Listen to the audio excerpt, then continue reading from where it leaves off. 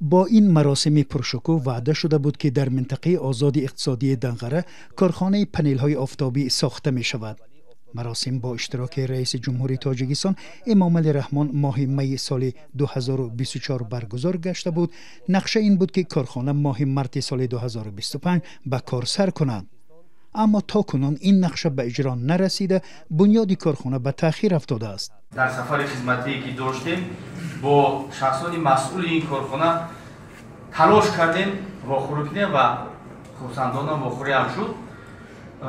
از حسابی همون شرکتی با عهده داشته این تا حاضر معین شدگی نیست، لیکن من فکرم ویا هم وعده کردن که ما اینا البته در اونجا مرحله یاگش آغاز میکنیم. کارخانه میبایست از سوی شرکت اشیاهای گلوبالی آفتابی کره مبلغ گذاری میشد. برای این 22 هکتار زمین جدا شده است. چطوری که شما گفتین مرحله اول اون زیاده باید در استفاده ساختمان مرحله اول اون زیاده از 700 میلیون دلار آمریکایی باید جلب کرده میشه. اکنون معلوم نیست این سرمایه دسترس شده است و کارخانه کی ساخته و پنل هایش به فروش می براید. حالا نرخ یک پنل چینی در بازار از 1000 سامانی سر می شود. ساکنان با داشتن شرایط برای استحصال برق از این پنل ها خریداری می کنند. به گفته آنها اگر این کارخانه ساخته می شد شاید نرخ آن ارزان می گشت.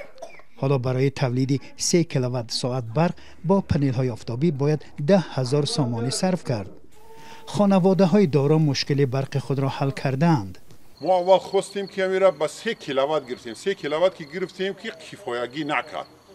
5 کیلووات در یک اویله کفایت است که 100% استفاده برق از خودش استحصال کفایتی. قریب هر 4 فصل تاجیکستان آفتابی‌اند.